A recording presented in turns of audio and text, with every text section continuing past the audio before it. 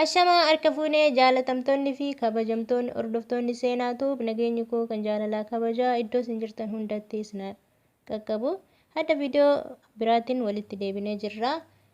Viidiyoon adda qabadhee isinii deebi'eeka viidiyoo namatti hin tolu yeroo hin jedhu haasa'atti hin tolu jechuu barbaadee tananii.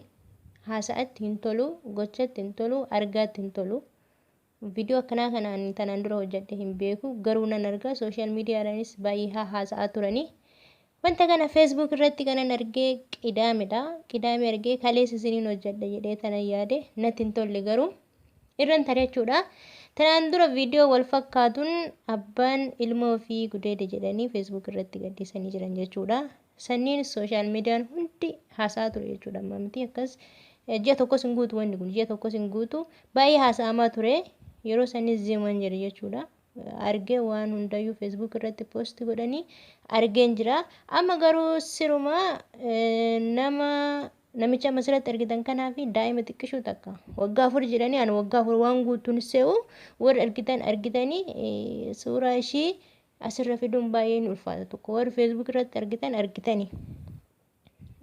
Kanaaf miilli ishiitii fi harkiyyuu adda beekamu. Baay'ee xiqqoodha. Anoo akkanatti ilaalu waggaa tokkoyyuu waan guutuu natti fakkaatu. Dhugaan isin hin jedha. Garuu namichi amma suuraa irratti argitan kanaatu gudeedi jedhamee feesbuuk irratti gadhiifamee jira jechuudha. Daa'imni waggaa afur jedhanii an waggaa afur dhiisitti waggaayyuu waan guutuu natti fakkaatu. Isinis mee warri feesbuuk irratti argitan yaada keessan as jalatti barreessuu dandeessan jechuudha. Baay'ee sammuu nama dhukkubsa. Baay'ee sammuu nama dhukkubsa. Maal zaman akkamii keessa akka seenne maaltu dhufaa jirayyuu homaa ani giraa nama gabbaa dhugaan isin jedha. Dhiifama sanaa godhaa asirratti yeroon aaree fi yeroon gammade akkamittiin akka haasa'u hin beeku. Waan annan haasa'e jedhu sun iyyuu na harkaa bada waan ta'eef jechuudha. Baay'ee sammuu kiyya na dhukkubse dhugaa rabbi baay'ee sammuu kiyya na dhukkubse. Namicha kana murtee akkamii itti kennama? Namichi kana murtee guddaa noo ittiin kennamin jechuun du'uun isaaf riftiidha. Isaaf boqonnaadha du'insa gaariidha. Garuu namicha kana osoo hin du'in jiraasaa osoo awwaalanii natti tola. Namicha kana irratti murtee akkanaa yeroon dubbadhu osoo obboleeyyan kiyya ta'e akkana nan jedha. Obboleeyyan sadiin qaba osoo obboleeyyan kiyya gocha akkanaa kan raawwatan ta'e isaan irratti nan dubbadha. Jiraa akka awwaalan jechuudha. Du'insa yookaan xiyyiitiidhaan hani yookaan wanta yookaan fannisanii yoo du'e koo du'e namni martuu akkanumatti du'aa jira. Garuu kana du'insa addaa ajjeesuu qaban namicha kana dhugaan isin hin jedha. Maaliif gocha badaa hojjetee gocha hin yaadamne ilmoo isaa ta'uu ka ollaa ta'uu waan irraa beeku hin jiru sobu. Garuu daa'ima xiqqishuu harkaa fi miila ishii addaan hin beekne warri feesbuuk irratti argitanii jechuun qaama ishii maal jedhanii mana yaalatitti kan isaan suuraa san kaasanii ergan jechuudha. Baay'ee garaa nama guba ijatti ilaaluun namatti hin tolu. An dhugaa nyaachuun dadhabe. Dhuguun dadhabe. Ija kii ka'ee dura na dhufa. Akkamitti amanan kaadheera? Yoo abbaan ilmoo fi akkana godhu. Mee akkamii amanan dhugaan isin jedha. Irra caaliin isaanii warri biyya Arabaa jiran tokko jechuudha darbee irra caalii laa ta'u muraasni warri ijoollee fi abbaa warraa fi biratti gateettiin biyya alaa jiru. Yeroo kana argan maal jedhan sababni koronaa kana nu koronaan dhugaan isin hin jedha baay'ee nutti xiqqaate. Akka gocha keenyatiif gocha baay'ee suukaneessa hojjetamaa jira Itoophiyaa keessatti. Garagarii daa'ima waggaa takka dhugaa baay'ee ulfaata. Waan ani isin jedhu hin beeku. Isinis mee yaada keessan asirratti kenna. Namichi kun maal haa ta'uu qaba? Sinuma walumaa galatti dirqiidhaan gudeeduun kun yoom akka hafu mirgi shamarranii eeggame mirgi dubartii eeggame erga jedhametti daa'ima waggaa takka abbaan gudii.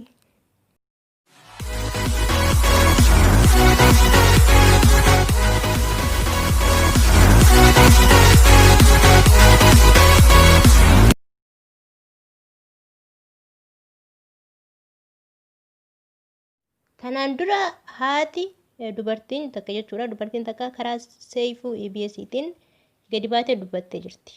Gadi baatee miidiyaa irratti jechuudha. Xaabiyaa irratti gadi baatee dubbattee jirti. Abbaan manaa kiyyaa mucayyooti akkana jala godhette baay'ee xiqqoodha mucayyoo yeroo san waggaa 4 hagana hin geettan tun immoo waggaa tokko waan guutuu se'u isin jedhe dubbatteerti gadi baateeti.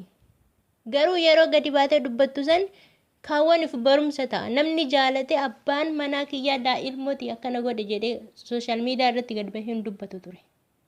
Garuu salphina ishii garaa gubinnata ishii ofitti gadi qabattee baate sooshaal miidiyaa irratti dubbatte. Dubartii sun jechuudha. Garuu sanirrattis murteen godhatame wanni takka hin jiru homaa hin agarre jechuudha. Daa'ima waggaa 4 waggaa 3 yeroo abbaan ofii gocha akkanaa kana irratti raawwatu maal jettee haadhatti himatte? Na dhukkuba jetti. Maal beektiree daa'imni na dhukkuba jetti. Dhugaa baay'ee nama gaddisiisa. Maaliif akkana ta'an akkanaa kun dhiira akkanaa akkam gochuu qaban jira awwaaludha. Akkuma isin jedhu kan jira awwaaludha dhugaa. Garuu namicha kanarratti yoo murteen addaa hin fudhatamin mirgi daa'immanii isin eeggamne mirgi dubartootaa walumaa galatti mirgi dubartoota wayituu Itoophiyaa keessatti eeggamaa hin jirudha. Martuu sooshaal miidiyaa irratti gabbahee dubbata garuu wanti godhamu tokko hin jiru. Kanarratti garuu mootummaan sirriitti xiyyeeffatee namicha kanarratti murtee addaa murteessuu qaba. Daa'ima waggaa takka waggaa 4 jedhanii waggaa takka yoo waan guutu se'u dhugaa warri feesbuuk irratti argitan jechuun na deeggaruu dandeessan. Baay'ee xiqqishuudha. Harkaa fi miilli ishiitu addaan hin beekamu. Xiqqeenyarraa. Akkamitti namichi guddaan kun daa'ima tanarratti gocha suukaneessaa kana hojjeta? Qaama akkamiitiin? Simmeetii akkamiitiin? Baay'een ulfaatu.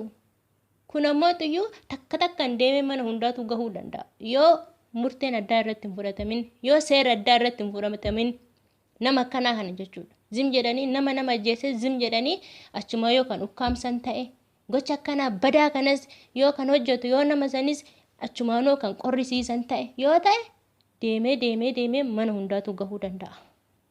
Kanaaf namicha kana murtee addaa irratti fudhatamuu qaba. Mirgi daa'immanii eeggamuu qaba. Mirgi shamarran ijoollee xixiqqoo eeggamuu qaba. Baay'ee wanni kun baay'ee deddeebi'ee jira waan ta'eef jechuudha. Kun ammoo tuyyuu salphina. Abboo biyya kamitu akkana jedhamee sooshaal miidiyaa irratti gabbaa'e maaltu itti dhufaa jira Itoophiyaa keenya? Of qoxoxxaruu hin danda'u dhiirri maal jechuudha? Hin dhabimu gadi bahuudha yoo barbaade ilmoo ofiirratti kan ilmoo ofiitirratti simmeetiin koo ofirraa muree saree jalatti hin gatu dhugaa maal jechuudha? Baay'ee nama saalfachiisa. Waan jedhu hin beeku yoon aaree yoon gammade waan jedhee dubbadhu hin beeku isiniin jedhee dhugaa baay'ee na gaddisiise. Daa'ima tana achi feesbuuk irratti argee nyaachuu fi dhuguun dadhabe. Kanaaf namicha kana murtee addaa irratti fudhachuu qaba mootummaan. Kanaan dura haati dubartiin takka jechuudha. Dubartiin takka karaa seeyfuu EBS'tiin gadi baatee dubbattee jirti.